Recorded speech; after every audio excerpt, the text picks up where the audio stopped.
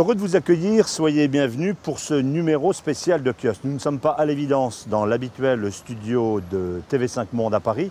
Nous sommes au cœur de la ville d'Alger, devant la Poste, ce bâtiment symbolique que l'on connaît au cœur de la ville, à l'occasion d'une commémoration, puisque 2012 va marquer le 50e anniversaire de l'indépendance algérienne, une indépendance conquise au terme d'une guerre qui ne s'appelait pas alors comme cela. Nous avons voulu venir voir ici comment, 50 ans après, les Algériens s'apprêtent à commémorer cette date forte, bien sûr, de leur histoire. Beaucoup de choses à évoquer, le printemps arabe, les élections qui viendront en France et en Algérie. Beaucoup de thèmes avec deux invités spéciaux que je vous présenterai dans un instant. Avant cela, l'édito de Julien Brune qui revient précisément sur cette date, sur ce 50e anniversaire de l'indépendance, puisqu'il faut se souvenir que près des 2/3 de la population, bien sûr, n'était pas née au moment où cette indépendance a été conquise. Édito Julien Brune. Donc l'Algérie indépendante a 50 ans. Elle aura 50 ans pendant toute cette année 2012. Un âge respectable et rassurant, mais la moitié de sa population a, elle, moins de 20 ans. Autant dire que l'histoire et le souvenir ne sont pas forcément la préoccupation principale de cette jeunesse. Mais quand même, pour mémoire, un peu plus de 50 ans, justement, après la Révolution française, dont la colonisation de l'Algérie fut une conséquence indirecte et inattendue, la France s'offrit tout à trac en quelques années, de 1848 à 1851, une nouvelle révolution, le suffrage universel, masculin seulement, mais quand même, et, dans la foulée, un empereur. Comme quoi, rien n'est simple. Tout comme en Algérie, les Algériens ont gagné la guerre et l'indépendance en 1962. C'est l'objet de la célébration. Mais à quel prix ? Le prix inutilement lourd d'une décolonisation ratée par la France. C'est le serpent rampant d'une détestation-fascination dont il faudra bien un jour, mais quand, se débarrasser. D'autant que le rétroviseur de l'histoire ne renvoie pas à la jeunesse algérienne une image très glamour de ce premier demi-siècle d'indépendance, de l'échec du socialisme planificateur des débuts à la guerre civile avec les islamistes. Oui, peut-être, mais c'est quand même l'Algérie indépendante. La fierté, même un peu trop susceptible, fait vivre aussi. Peut-être même plus encore que l'espoir. Et en attendant, à 20 ans, on veut tout de suite. Le confort de la consommation, mais aussi, en même temps, le réconfort de la religion. Cocktail explosif, aussi difficile à doser qu'un dessin de presse. D'autant que, dans quelques mois, c'est à nouveau le printemps. Encore. Voilà, je vous retrouve dans le grand studio de l'ENTV, la télévision nationale algérienne, qui a bien voulu nous recevoir pour cette édition spéciale. Ce kiosque, je vous l'ai dit, un peu particulier. Nous allons parler naturellement de cette page d'histoire forte et douloureuse de la colonisation de l'Algérie. Mais je vous présente tout d'abord nos invités.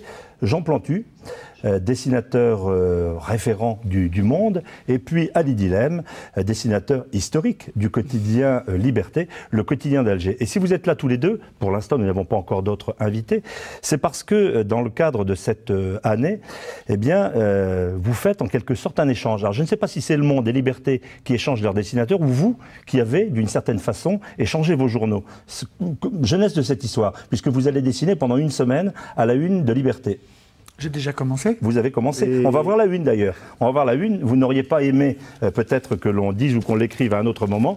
Voilà, Philippe Sommet va nous montrer cela en gros plan. Et on voit « Plantu en liberté surveillée ». C'est la première fois qu'on écrit ça sur vous. Ah, et puis c'est touchant, c'est tellement formidable de se retrouver ici à Alger, d'être accueilli par le journal Liberté, de montrer l'humour algérien, parce que évidemment me retrouver en liberté surveillée, c'est mignon, c'est touchant, et puis c'est le fruit quand même d'une belle collaboration, initiée d'ailleurs par l'ambassadeur de France à Alger, Xavier Driancourt, qui a eu l'idée de dire, quand on a fait ensemble l'expo, tu te souviens, en mars, il m'a dit ce serait bien qu'on puisse faire un échange comme ça avec...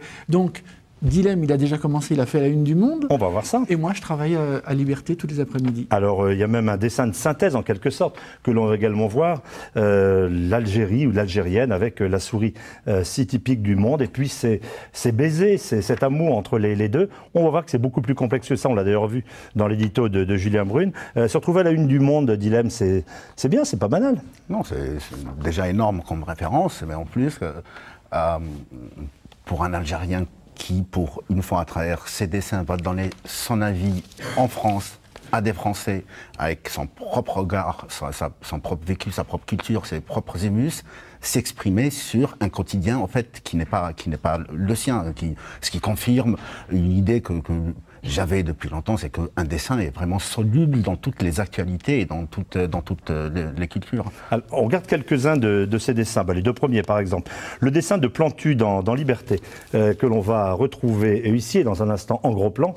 Alors, on voit Nicolas Sarkozy, le président français, dire « Argue, dilemme à la une du Monde, je suis foutu ». Et pendant cela, il y a le président Bouteflika qui est cool, détendu, assis contre le bureau. Il dit « Ça me fait des vacances ». C'est vrai qu'on va voir que vous ne lâchez pas beaucoup ici dans Liberté. Jean, pourquoi ce dessin, dès le début, les deux présidents qui symbolisent les deux pays?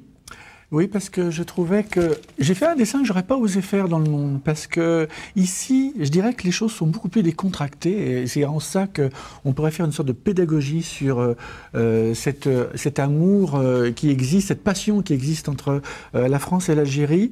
Nous, on est déjà un petit peu, des fois, un peu plus coincés. Et c'est vrai que là, je peux jouer avec cette complicité comme ça entre les deux présidents, et puis une sorte de complicité affective aussi, parce que je suis même sûr que toi, tu n'as pas fait de cadeau à Bouteflika, que tout le monde appelle Boutef ici, et je trouve que c'est une manière de dire, bon, Dilem n'est pas là, ça va me faire des vacances, et c'est vrai que tu l'as bien assaisonné ces derniers temps. On va le voir, on va le voir. Alors attention... Et d'ailleurs, pourquoi tu lui fais une petite queue de cheval toujours à Boutef? Non, parce que je trouve qu'il a les cheveux longs et c'est pour donner un petit caractère au personnage. Un côté aristocrate Non, déjà il y a un non-dit ici par rapport déjà à son statut matrimonial. Je veux dire, il n'est pas marié, et ce qui est très singulier dans un pays arabe, musulman. Ça choque personne à vrai dire, hein, mais juste pour souligner ce petit côté précieux du personnage. Bon, et pourquoi les mouches? Parce qu'elles se baladent, parce qu'elles existent dans la nature, parce que... Et vous aussi, vous mettez des mouches au-dessus de certains hommes politiques, Paris, politiques français. Il paraît qu'il n'aime pas beaucoup ça. Vous nous le direz. Alors justement, le premier dessin de Dilem à propos de la présence de Plantu en Algérie. Plantu va occuper cet espace pendant une semaine. Et alors, naturellement, vous lui faites dire une semaine, mais pas 132 ans. 132 ans, évidemment, c'est la présence de la colonisation qui a duré, mais là, on se rassure, c'est juste pour une semaine. Alors, je voudrais que l'on commente justement, 50 ans après cet édito que nous venons de revoir, sur la colonisation, qu'on essaie de voir où en sont les rapports entre la France et l'Algérie. Je ne vais pas vous donner un grand scoop en rappelant qu'il y a juste la Méditerranée entre les deux pays, mais interrogeons-nous, est-ce que, par exemple, ces rapports entre la France et l'Algérie, c'est ce premier dessin de Dilem, un peu romancé peut-être, hein, entre la Tour Eiffel et ce minaret. Voilà, on s'embrasse, il y a des petits drapeaux, tout le monde fait la fête.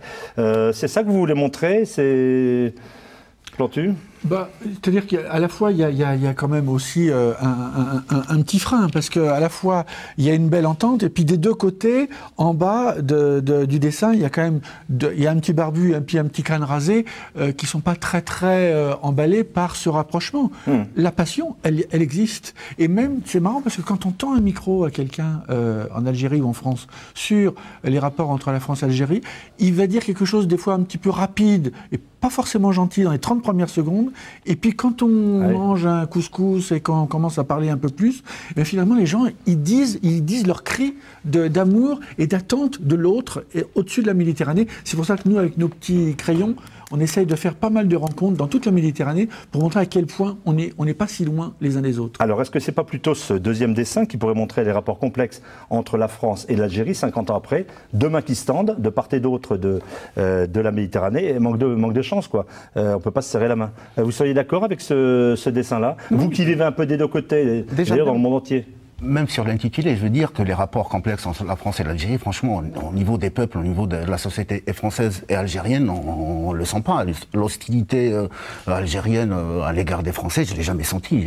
Ici, je suis parmi mon peuple, il n'y a pas une détestation du Français. Il y a juste peut-être une méconnaissance plus d'un côté que de l'autre, parce que les Algériens, ils sont pratiquement tous, disons, branchés sur la France, ils connaissent la politique française, ils connaissent la société française, ils connaissent les médias français, ils connaissent les acteurs, les films, tout ce que vous voulez. De l'autre côté, je veux dire, c'est pratiquement le contraire.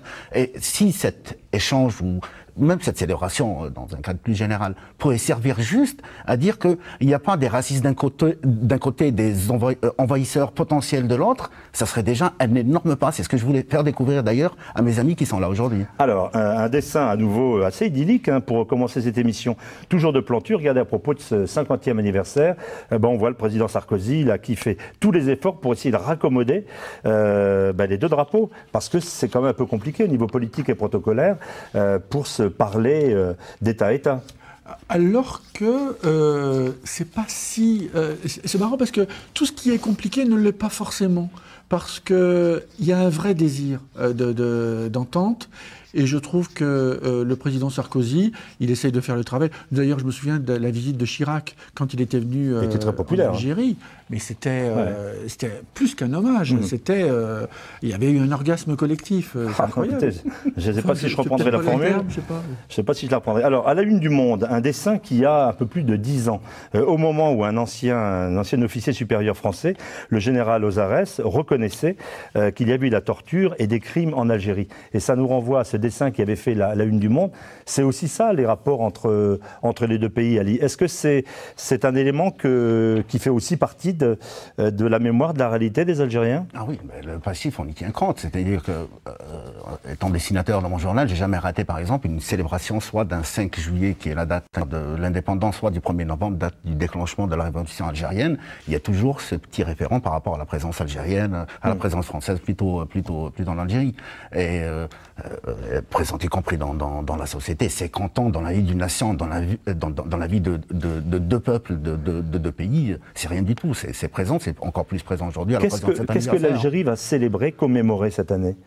C'est clair que c'est l'indépendance de l'Algérie, déjà le jour où les Algériens se sont dit, c'est aujourd'hui qu'on va essayer de se prendre en charge. Bon, le résultat, après 50 ans, peut-être discutable, mais déjà, le fait d'avoir récupéré sa souveraineté, sa liberté, c'est énorme. Tous les Algériens en sont fiers. C'est-à-dire qu'il n'est pas question pour nous, de ce point de vue-là, de revenir en arrière, sans renier quand même ce qu'il y a eu et ce qui existe toujours entre ces deux peuples. Alors, à propos justement de ce passé douloureux, ou des crimes ou de la torture qui a été commise, voici cet autre dessin dilemme.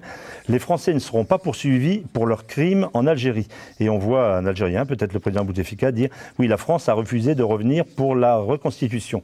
Effectivement, ils sont très à l'œuvre, mes dessinateurs, du coup, en me laissant un peu tomber. Alors là, Plantu, c'est l'anniversaire. Montrez à la caméra qui est ici. L'anniversaire, c'est cette manière toute simple de faire qu'un dessinateur comme Dilem se retrouve au monde et que je puisse me retrouver dans le journal Liberté. C'est-à-dire qu'en fait, la bougie du gâteau anniversaire, c'est un petit crayon et qui est en train de faire tout simplement le lien d'amour et d'humour entre les deux pays. Et ça, c'est un gâteau... c'est quand même mieux que de balancer des tartes à la crème dans la figure des femmes et des hommes politiques. Je trouve que là, c'est quelque chose de... En fait, Dilem, tu sais, je te fais un scoop, hein, on fait de la diplomatie sans le savoir. C'est-à-dire que quand on fait un dessin, finalement, on se rend compte qu'on est en train de faire un lien.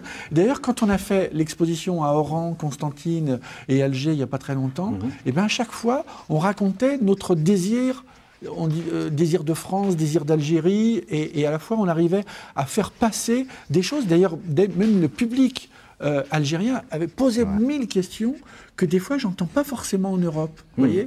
Et on rappelle que vous œuvrez l'un et l'autre dans l'association des dessinateurs pour la paix, Cartoonists for Peace, alors que Dilem nous propose ce dessin, dont je prends connaissance avant de vous l'offrir.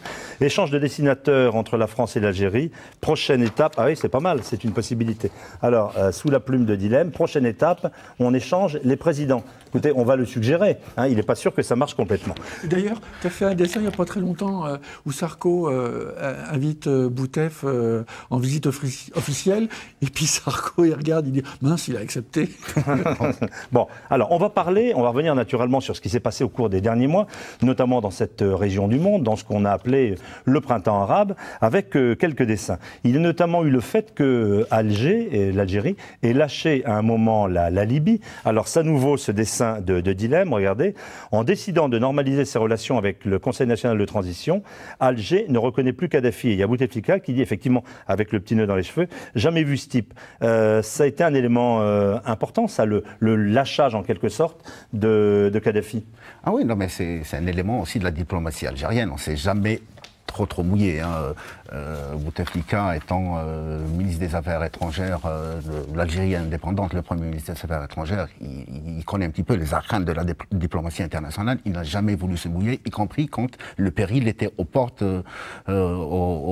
du pays. Il a fait de même pour la Tunisie et pour l'Égypte.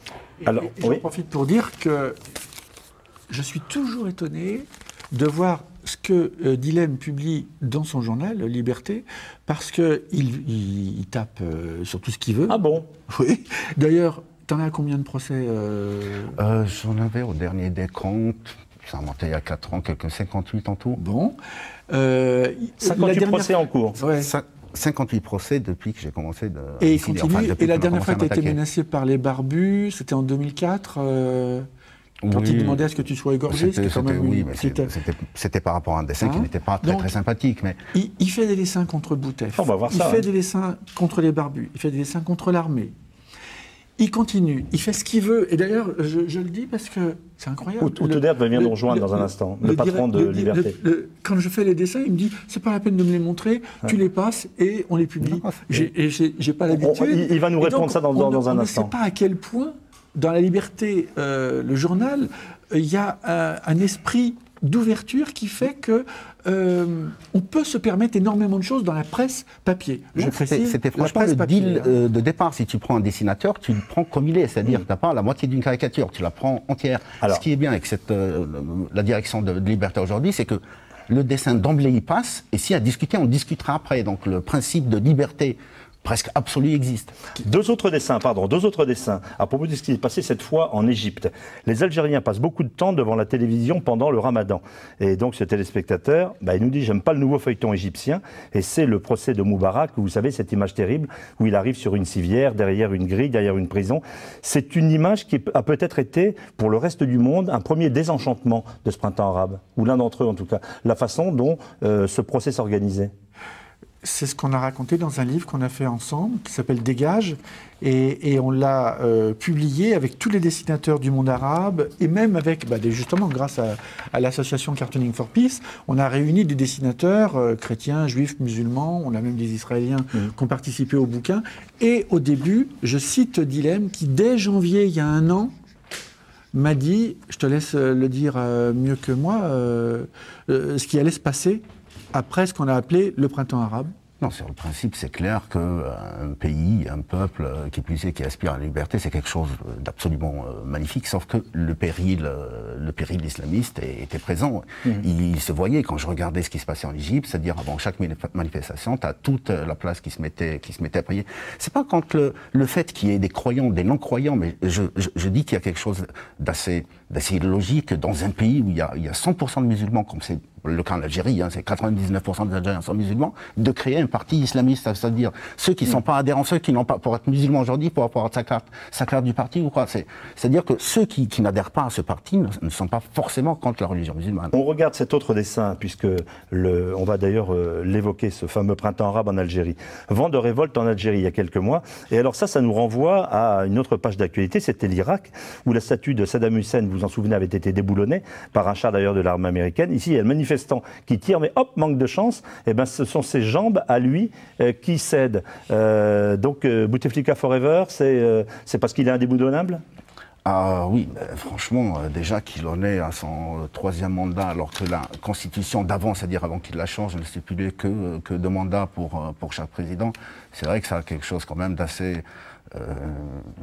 j'allais dire d'assez terrible quand on est démocrate convaincu en Algérie. Moi, j'ai très mal supporté le fait qu'en 2008, il change la constitution. Et je me suis même posé des questions sur l'opposition algérienne et la presse algérienne. Pourquoi on est censé accepter ça? Quand je mets Bouteflika, comme vous avez dit tout à l'heure, c'est pas parce que j'ai pas d'idée ou qu'il n'y a pas d'autres sujets traités en Algérie, sauf que il y a quelqu'un qui est là, qui est censé avoir un résultat. Ce résultat-là, en tant qu'Algérien déjà avant d'être dessinateur, je ne le vois pas. Alors moi, je vais vous proposer une chose, pour ne pas rester dans l'actualité simplement de ces dernières semaines, de revenir en quelque sorte dans le rétro de l'actualité, de l'histoire. C'est notre rubrique C'était il y a. Nous allons nous souvenir qu'il y a tout juste 20 ans, eh bien, le président Chadli Benjedid était amené à la démission. Souvenez-vous, il fallait interrompre. Fallait-il le faire? Le débat est encore lancé. Le processus électoral, parce que les islamistes, déjà, étaient en mesure de s'imposer sur la scène politique nationale de l'Algérie. Le 11 janvier 1992, après la victoire des islamistes au premier tour des élections législatives en Algérie, les militaires suspendent le processus électoral. Le président Chadli Benjedid est poussé à la démission. Un haut comité d'État le remplace et l'état d'urgence est décrété. Un mois plus tard, les élections sont annulées et le Front islamique du salut est dissous. C'est la fin du printemps algérien. Pendant 3 ans pourtant, l'Algérie s'était engagée sur la voie d'une libéralisation politique. À la fin des années 80, l'incapacité du régime à réformer le pays plongé dans la crise après la chute des prix du pétrole avait provoqué une série de grèves et d'émeutes. En octobre 1988, la révolte s'étend à l'ensemble du pays. Elle est réprimée par l'armée dans un bain de sang. Le pays est sous le choc et face à la tension, le pouvoir cède du terrain. Le président Chadli promet une libéralisation du régime et la fin du parti unique. En février 1989, une nouvelle constitution consacre le pluralisme politique et la liberté d'expression. L'espoir d'un changement est immense. L'économie centralisée et la référence au socialisme sont abandonnées. En quelques mois, le pays fait l'apprentissage du multipartisme et de la liberté de presse. Le mouvement associatif explose. Mais ce sont les islamistes qui canalisent la révolte des jeunes. Le fils triomphe lors des élections communales, puis remporte largement le premier tour des élections législatives le 26 décembre 1991. C'en est trop pour l'armée et la vieille garde du FLN qui suspendent le processus démocratique et déclarent la guerre aux islamistes. Militants et sympathisants du fils sont pourchassés, les affrontements armés se multiplient, le pays sombre dans la violence. En une décennie, la guerre civile va faire 200 000 victimes. Voilà pour ce rappel historique. J'accueille un nouvel invité, le directeur justement de ce journal Liberté, Outoudert Tabrous. Merci d'être des nôtres. Vous regardiez ce sujet il y a un instant. Est-ce que s'il n'y a pas eu réellement de printemps arabe en 2011 ou 2012 en Algérie, c'est parce qu'il y a eu ces faits il y a 20 ans qui avaient déjà constitué une petite ouverture? Il faut juste rappeler que les événements avaient commencé d'abord en Algérie avant de commencer en Tunisie. Ouais. Il y a eu des émeutes en janvier, qu'on avait appelées communément les émeutes du sucre et de l'huile, ce qui était faux. On a retréci cette revendication aux produits de base, mais il y a eu le premier mouvement a eu lieu ici. Ça s'est calmé, on a acheté la paix sociale puisqu'on a fait une augmentation de salaire tout azimut. Et il est vrai que aussi en 88, ce qu'on appelle les événements d'octobre, ça a été un début, pas de révolution, parce qu'il n'y a pas eu tout un chamboulement, mais qui n'a pas abouti. Et je pense qu'on peut encore espérer un printemps arabe, mais sans violence. Mais je pense que les Algériens peuvent quand même faire leur révolution, mais sur du velours. Outoudert, si nous avons l'honneur d'être sur ce plateau, c'est parce que vous êtes le patron habituel d'Ali Dilem et que là, pour une semaine, vous travaillez avec Plantu. Je voudrais qu'on regarde d'ailleurs... Je dis bonjour à mon patron. Dis bonjour patron, c'est toujours plus prudent. On va regarder quelques images. Toi, tu vas rencontrer Eric Israelevich qui avec Abrouz, construit... cet échange de dessinateurs. On va regarder quelques images de la conférence de rédaction où donc vous êtes allé, Plantu, au quotidien Liberté. Alors on discute avec le directeur, rédacteur en chef, toute l'équipe. Je voudrais simplement vous demander, Abrouz, lorsque vous travaillez habituellement avec Dilem, est-il vrai que vous voyez son travail le lendemain lorsque le journal paraît? Au début, je le voyais, mais je le voyais. Et puis il m'arrivait un moment, un jour, je me rappelle, il y avait un dessin qui était assez pas méchant, du moins de mon point de vue, mais que je ne regrette pas aujourd'hui. Ouais. Ça m'a empêché de dormir. J'ai pas dormi. Je lui ai dit, puisque je le passe, autant ne pas le voir, au moins passer une bonne nuit comme tout le monde. C'est plus prudent. Mais ça, si vous voulez, juste pour rigoler. Mais sérieusement, moi, je suis persuadé qu'il y a 2 espaces dans un journal. À ces 2 espaces, on ne doit jamais toucher. C'est le dessin de presse et la chronique. C'est sacré. Bon. Ça, il ne faut jamais toucher. Ça ne va pas tomber dans l'oreille d'un sourd. Ah oui, évidemment, évidemment. Je vous montre ce nouveau dessin de Dilem. Alors il faudra approcher un petit peu, mais je vais vous le lire, vous inquiétez pas. Dilem Fedi, alors, un dessinateur algérien dans un journal français pour une semaine, et après, eh bien, cet observateur nous dit, dans Le Monde, nous dit, une semaine, après, on appelle Guéant. Guéant étant naturellement le ministre français de l'Intérieur, qui a procédé à un certain nombre d'expulsions au cours des dernières semaines. Je voudrais qu'on revisite l'actualité de ces 10 dernières années avec des dessins qui ont beaucoup marqué. Plantu, est-ce que vous l'assumeriez encore aujourd'hui, celui-ci, un dessin fort où on voit cette carte de l'Algérie avec un islamiste en Asie? Oui, parce que je l'avais mis avec le brassard et la croix gammée à une époque où il y avait des oradours sur glane tout le temps dans les villages. Et j'ai encore été marqué au moment, le jour où la princesse Diana a été tuée sous le pont de l'Alma, à Paris. Il y a eu le même jour, dans un village d'Algérie, 500 morts de personnes égorgées. Et toute la presse a ouvert sur la mort de la princesse Diana. Voilà. La presse, et c'est un immense scandale que moi, en tant que représentant des médias, je l'assume difficilement parce que c'était l'honneur de la presse de surtout titrer sur la douleur des Algériens. L'autre chose, c'est que nous-mêmes, et je m'en veux moi-même d'ailleurs à l'époque, quand il y a eu le vote et que le fils a gagné. Le Front islamique du salut. Le Front islamique du salut, que j'avais d'ailleurs visité quand j'étais venu à Alger à ce moment-là. Je me souviens que déjà c'était mon temps. Je me souviens qu'on n'a pas tellement réagi, nous en Europe, quand l'élection a eu lieu et qu'elle a été annulée. Et je trouve qu'on aurait dû réagir et dire, attendez, on est d'accord ou on n'est pas d'accord. Il y a eu des élections, elles ont été annulées.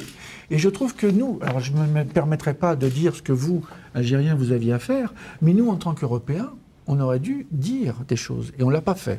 Et je pense que la pédagogie, elle commence aussi par notre regard et notre spontanéité. Alors, d'autres dessins, Plantu. On voit celui-ci. Qui a fait ça? Trouvez-moi le cerveau du massacre. À propos de ces massacres, eh ben, à la place du cerveau, il y a des militaires. Oui, parce qu'il y a eu une époque où on ne savait encore pas, d'ailleurs on n'a pas la réponse pour certaines tragédies. Qui, oui, c'est ça. Voilà. Pas tout à fait. Ici, on a franchement les réponses par rapport à tout ça. Hein. Et c'est quoi la réponse? Le fait est que ceux-là même qui le font le revendiquent tout de suite après. Hein. C'est-à-dire, mon propos n'est pas de défendre le régime algérien, qui est capable aussi de toutes les saloperies. Ouais. Mais lui coller les massacres qu'il y a eu pendant la décennie noire en Algérie, là, il y a quand même un pas moralement à ne pas franchir. Bon, alors on va regarder. En tout cas, j'en profite pour dire qu'il dit des choses incroyables sur son pays, le gouvernement, et on est à Alger. Et il risque, et à la fois, ça se fait. Voilà. Ça ne participe pas à une forme beaucoup d'irrespect, mais de ce qu'un Algérien pense. On va voir vos dessins dans une seconde. Ses gouvernants. On regarde encore ces deux Plantus. Donc à propos d'un islamiste qui va être enfermé, ça doit être dur d'être enfermé. Et on finit par s'y faire, dit cette femme avec sa burqa.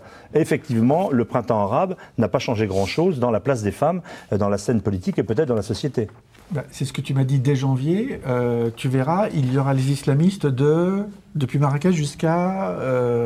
je ne sais plus ce que tu m'as dit, à Abu Dhabi ou... Jusqu'aux Émirats, parce que... Mais en tout cas, c'était assez pessimiste. Et je me souviens que quand j'ai répété la phrase d'Ali Dilem à mes confrères à Paris, ils m'ont dit, voilà, on se calme, c'est pas si simple. À la fois... Il a raison de dire ce qu'il a dans le ventre, mais à la fois, c'est pas toujours facile de faire passer des choses qu'on a dans le ventre. Outoudert, est-ce que ce printemps, avec un an de retard, justement, vous laisse sur votre faim, vous déçoit, que ce soit sur la place faite aux femmes, que ce soit sur la démocratie, qui peut-être tarde à s'installer? C'est vrai, j'ai eu une certaine déception, parce que je pensais que ça allait quand même aboutir vers plus d'ouverture. N'oubliez pas, c'est des pays arabes. Donc déjà, la position de la femme était...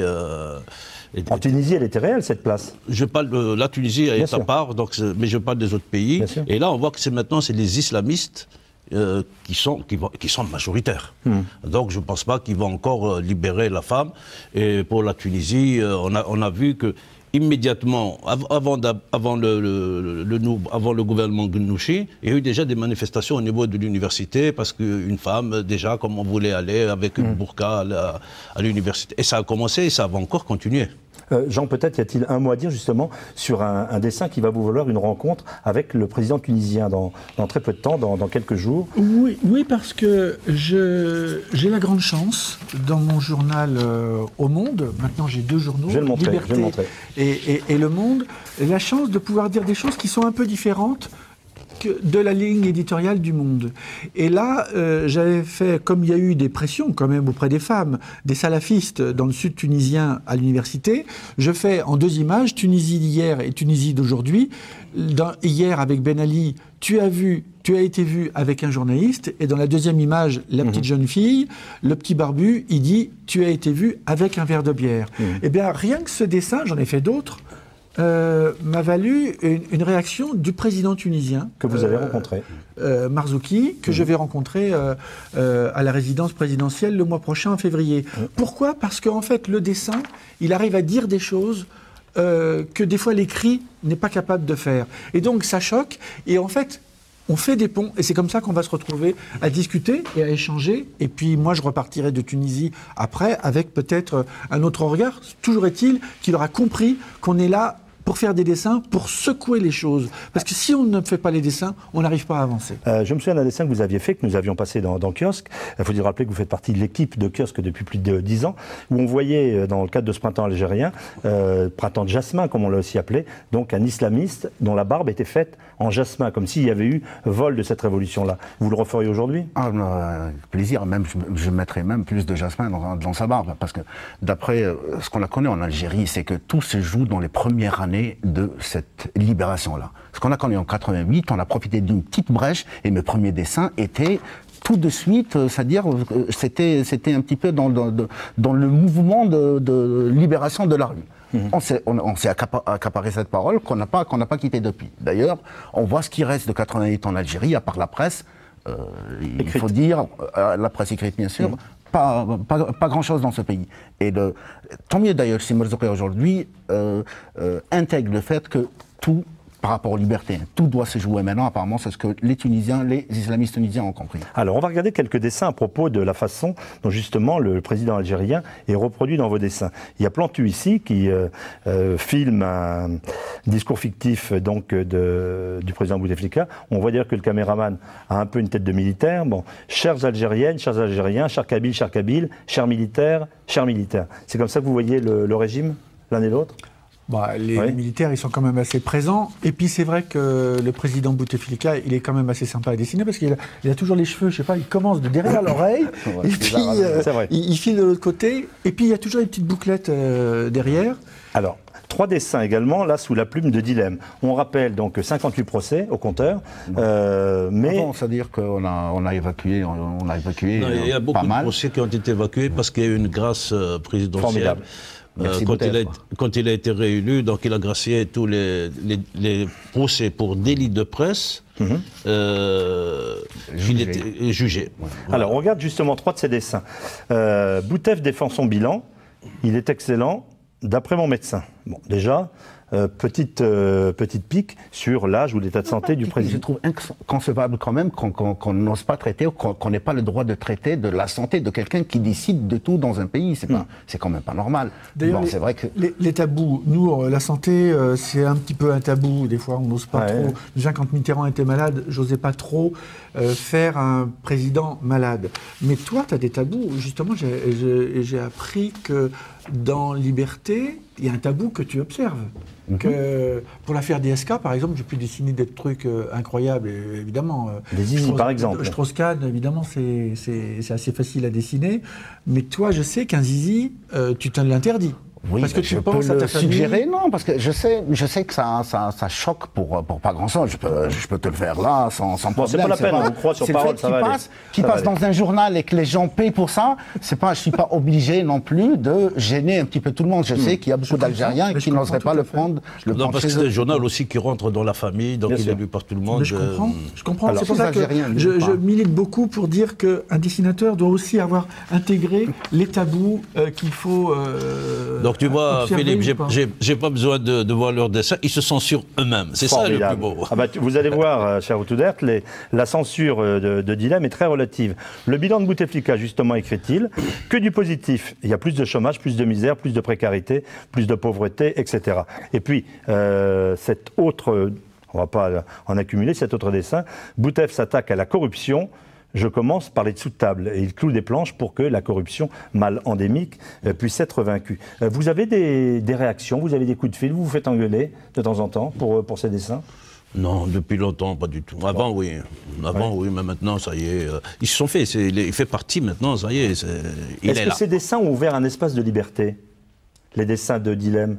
Oui, bien sûr, bien sûr. Jean, vous voulez dire? D'abord, il a été le premier, Dilem, à dessiner le président Chadli. C'est quand même énorme. Vous parliez de la corruption. J'étais venu à Alger en 77 avec une équipe de journalistes.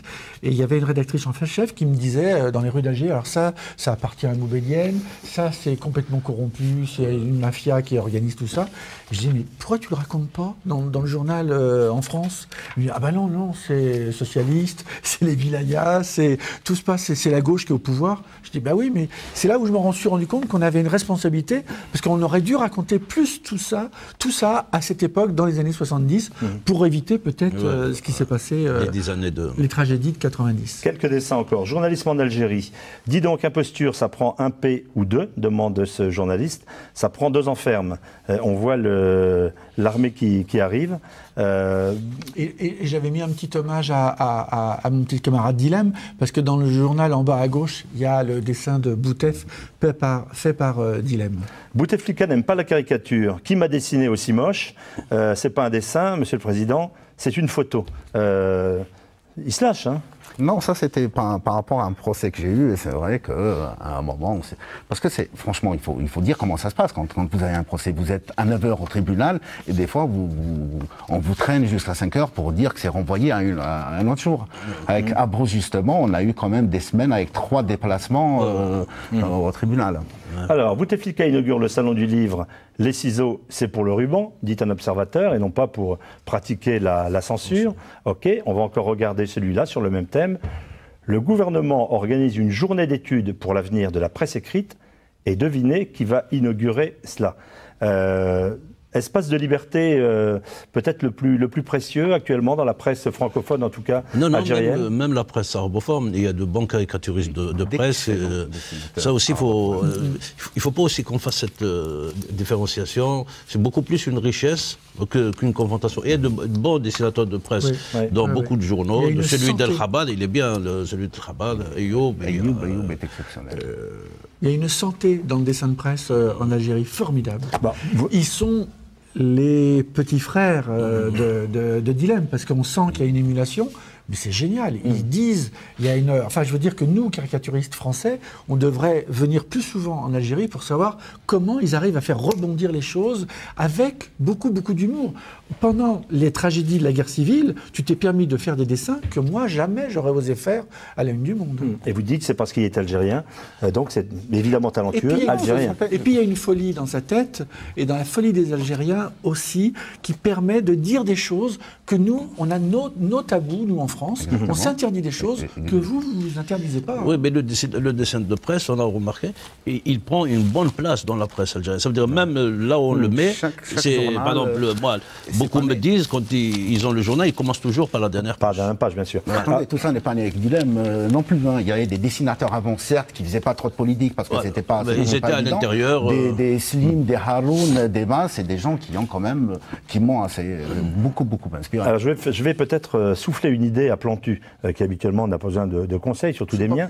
Ça ne peut pas faire de mal. Voilà, non, imaginez par exemple que Nicolas Sarkozy soit réélu cette année. Eh bien, on pourrait regarder ce dessin sur la passation de pouvoir en Algérie avec Bouteflika, qui se passe le pouvoir à lui-même, qui se raccompagne en quelque sorte sur le perron de l'Élysée, et on voit tous les cœurs. Il a l'air de bien s'aimer. Surtout qu'ils ont la même taille tous les deux. Bouteflika est plus petit de 2 cm. Ouais. Merci pour ce détail politique important. Bouteflika candidat à un 3e mandat, et vous voyez qu'il reste même de la place sur ce mur pour faire d'autres mandats, un 4e, un 5e, un 6e, c'est tout à fait possible.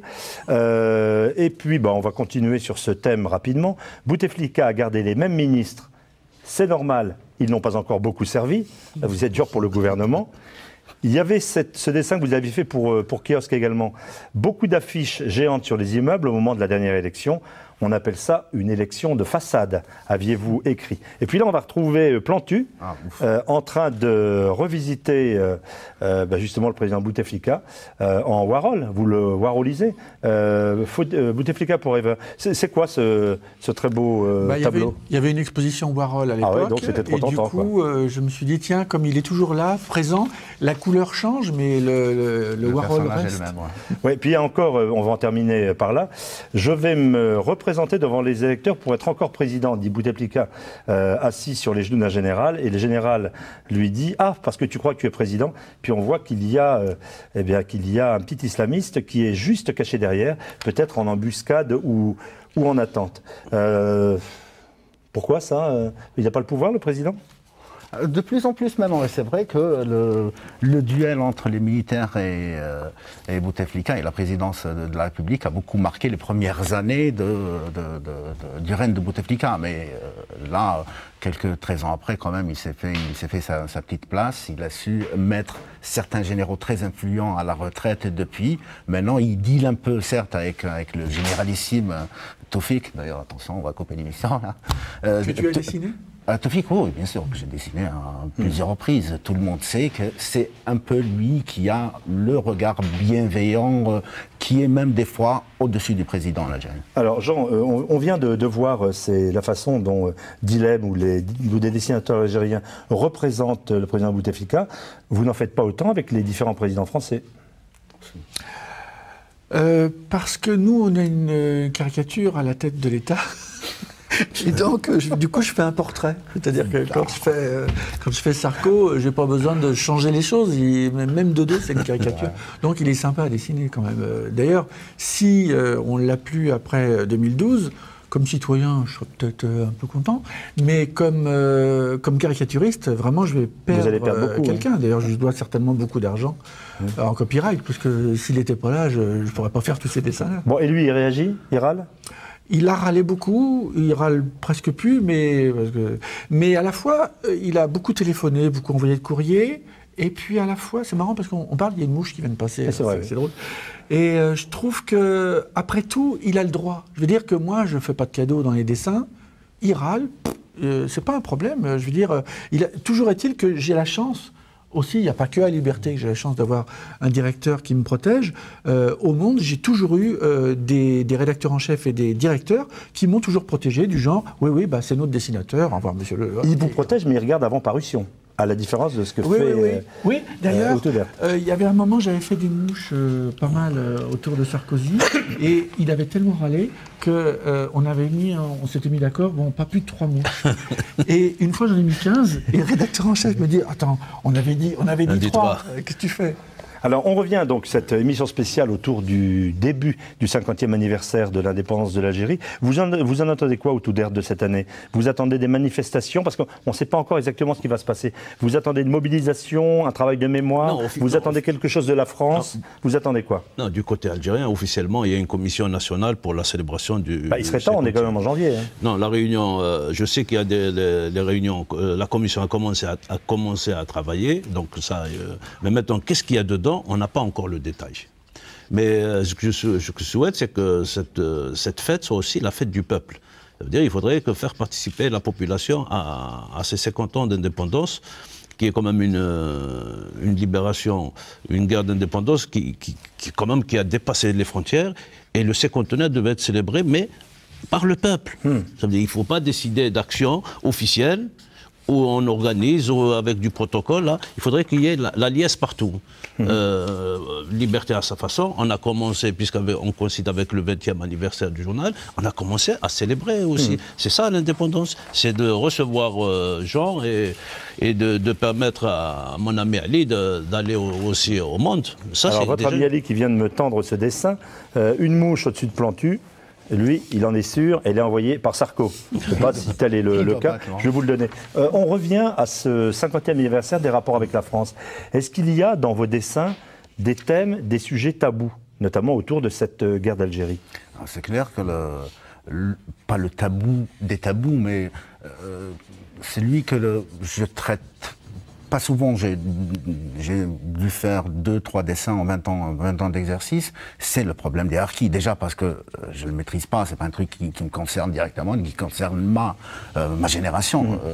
Mais c'est quelque chose qui reste quand même dans la mémoire collective assez pesant, bien que des fois je ne gêne pas à rappeler que oui, ce qui s'est passé est passé, on n'a pas, les générations du moins qui vont venir n'ont pas hérité de cette lourdeur-là, un truc qui continue à empoisonner aujourd'hui au plus haut niveau les relations entre l'Algérie et la France. Alors que d'autres amnisties ont été prononcées, notamment... C'est clair, c'est ce que je ne trouvais pas normal, c'est ce que j'ai dit dans un dessin qui date du début des années 2000, c'est que comment on peut pardonner à quelqu'un qui a commis un massacre il y a 2-3 ans auparavant. Oui, mais la différence que les Harkis avaient choisi un autre pays.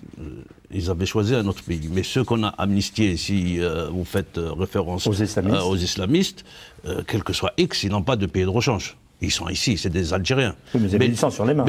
Oui, non, d'accord, non. On dit maintenant pourquoi on les a amnistiés. Ça, je ne suis pas d'accord pour l'amnistie. Mais je ne vais pas les jeter à la mer. Mais en parlant des Harkis, le Harki déjà a choisi son camp, donc il est devenu à la limite français. Mais ses enfants doivent-ils... On parle des Harkis. Maintenant, pour les fils de Harki, là, je suis entièrement d'accord, le fils n'a pas à supporter ce qu'a fait son père, il n'y est pour rien, peut-être qu'il n'était pas encore né. Là, je suis entièrement d'accord avec vous. Mais les Harkis, c'est un choix qui a été fait. Et lorsque vous dessinez, mais on n'a pas beaucoup d'écrits, même au niveau des articles, la presse algérienne n'écrit pas beaucoup sur ce thème. Oui. C'est vrai. Lorsque vous savez que vous allez dessiner, encore quelques jours à la une du Monde, quels sont à nouveau non pas les tabous, mais les vigilances que vous allez avoir? C'est plus facile, j'allais dire, de se lâcher dans Liberté que dans Le Monde? Non, déjà je me sens une responsabilité, ce que j'ai d'ailleurs déclaré à une radio française il n'y a pas longtemps, c'est comme un copain qui vous passe la clé de son appart. Vous n'avez pas le droit un petit peu de partir et de laisser des saloperies un petit peu partout. Mais, sauf que je voulais prouver que, en dehors de la signature, quelqu'un peut intervenir à travers un dessin et qu'on n'est pas obligé, qu'on n'est pas censé reconnaître ou percevoir la nationalité d'un dessin. Si j'arrive à faire ça, c'est un pari réussi. Vous allez vous intéresser à la campagne présidentielle française, j'imagine. C'est clair. D'ailleurs, aujourd'hui, il y a Hollande qui présente son programme, son projet. C'est clair que ça sera le dessin apparaître demain à la une du Monde. Ah bah justement, tiens, justement. Et là, je les ai fait en Dupont de Tintin, avec Sarko qui dit on devrait parler de l'Algérie. C'est vrai, pendant la campagne, on devrait parler de l'Algérie. On ne parle pas beaucoup de l'international, oui. Et puis à Hollande qui dit, je dirais même plus, on devrait parler de l'Algérie. Parce que, en fait, ils vont certainement pas en parler. Et je trouve qu'il y a un dossier formidable à construire sur nos liens entre nous, Europe, et le Maghreb, pour essayer justement ce serait notre intérêt d'Européens de mieux parler de l'Algérie et de dire comment on peut construire des passerelles entre les deux continents. J'en profite pour dire que TV5 Monde va lancer dans quelques semaines une émission en recevant les candidats de l'élection présidentielle où nous les interrogerons justement sur les dossiers internationaux et bien sûr sur le printemps arabe. Alors peut-être peut-on essayer d'élargir au-delà de ces 50 années de l'indépendance de l'Algérie, sur l'indépendance sur laquelle TV5 Monde naturellement sera très attentive dans le cadre de ces émissions, mais élargir sur ce qui s'est passé ces derniers mois. Je vais présenter tout simplement certaines de vos parutions, et ça marche très fort. Tout d'abord, le plan TU avec conseil de DSK. Alors lui, vous pouvez aussi le remercier, parce qu'il a été dans tous vos dessins, dans les dessins du monde entier. Vous ne l'épargnez guère. On voit ici, fort heureusement, la focale de la caméra ne vient pas assez près, mais il y a toujours le petit préservatif qui traîne, un œil relativement vide. Oui. Quel personnage représente-t-il pour vous, pour le dessinateur que vous êtes? Je poserai la même question à Ali. Comme dessinateur, c'est génial. Parce qu'il est facile à dessiner. C'est vrai qu'il a un œil improbable. Moi, je le vois comme ça, légèrement inexistant ou glauque à la rigueur. Et à la fois, je l'ai toujours dessiné comme ça. Et puis, je rajoute le petit préservatif. Et justement, la réalité du préservatif fait que, des fois, il pourrait ne pas y avoir de préservatif dans ce qu'on croit savoir de ces agissements, que ce soit dans les Sofitel ou les Carlton. Toujours est-il que, en tant que citoyen, par contre, moi, je tombe de l'armoire toutes les 2 secondes et je n'en reviens encore pas qu'il ait pu faire figure de futur numéro 1 du PS. Futur président. Hein. Et je trouve que pour les gens de gauche qui rêvent d'une gauche au pouvoir et qui ont envie d'un espoir, qui ont envie de remplir leur caddie, parce qu'il y a des gens qui n'arrivent pas en France à remplir leur caddie, je pense que cette déception, elle est terrible. Vous aussi, vous avez beaucoup dessiné sur DSK. Ah oui, moi je trouve que c'est un excellent prétexte pour parler de sexualité dans des sociétés où généralement on y va avec des pincettes. Je reviens au sujet tout à l'heure, je suis pas obligé de parler de zizi quand je dessine un... C'est difficile. Oui, là, c'est sur ce thème-là. Non, sérieusement, sur ce... Alors, tu te rends beaucoup... je sais pas, par exemple, un anniversaire, là, décembre, pour la lutte contre le sida, le dessin, c'était... Il y a une pratique ici dans les bus, que vous appelez chez vous les pointeurs, il y a le gars qui va, il demande un billet, un ticket pour le bus et un préservatif, et c'était dans le dessin. Parler de sexualité, ces tabous-là, ils sont tombés depuis très très longtemps. Sauf que dessiner, matérialiser, je veux dire ça reste quand même un peu délicat. Même question, des réactions de la part, par exemple, de DSK, que vous avez bien... Vous n'êtes pas le seul, tous les dessinateurs se sont un peu attardés. Non, pas trop de coups de fil non, la seule fois où il a râlé, c'était il y a 2 ans, donc avant l'affaire. Et il m'a téléphoné, il n'avait jamais téléphoné, et il m'avait dit, écoutez, regardez la télévision, j'ai fait un régime, j'ai perdu 20 kilos, ça ne se voit pas dans vos dessins. Ah oui. Alors, donc, en effet... Et depuis, il les a repris, donc c'est fait que... Donc vous pouvez revenir. Et ce qui est drôle, c'est que je lui ai mis dans les dessins une barbe de 3 jours à cause du passage, évidemment, dans les prisons de New York. Et du coup, il s'est laissé pousser la barbe, rien que pour ressembler à mes dessins. C'est sympa. Ça doit être formidable. Donc, Dominique, si tu me vois, on va régler ça. Voilà. Alors, donc, les conseils de DSK chez Seuil, un grand succès de librairie, comme on dit. Il en est un autre qui fait l'événement en Algérie. Eh bien, c'est aux éditions Casbah. C'est celui de Dilemme, Algérie, mon humour. Préfacé d'ailleurs. Préfacé par Plantu. Bah, on va croire que c'est une émission spéciale copain. Vous êtes 2 des animateurs les plus connus internationalement. On en reçoit beaucoup sur le plateau. On les salue tous. Donc un ouvrage qui, là aussi, reprend vos dessins les plus récents. Oui, déjà que ça faisait quand même 10 ans que j'avais pas publié d'album. Là, je suis tombé sur une boîte sympathique et puis Abrou, ça m'a un peu poussé à le réaliser. Et c'est la première vente de livres en Algérie. C'est incroyable.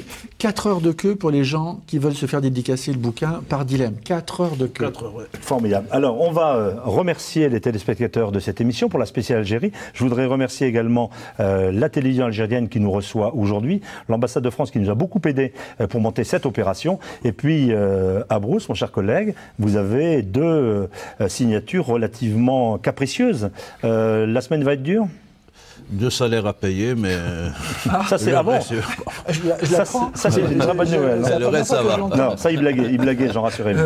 Non, mais c'est un plaisir de les avoir, sincèrement. C'est incroyable. On passe franchement, c'est énorme. Bon, de l'avoir dans mon pays et dans mon espace. Et vous, bienvenue donc à la une du Monde. Merci pour votre fidélité à cette émission, pour cette spéciale Algérie, le début donc des célébrations du 50e anniversaire. Bon anniversaire également à Liberté qui fête ses 20 ans cette année. Et puis nous, on se retrouvera la semaine prochaine dans le studio de Paris pour un tour complet de l'actualité. D'ici là, nous restons sur les réseaux sociaux et sur le site, bien sûr, de TV5 Monde.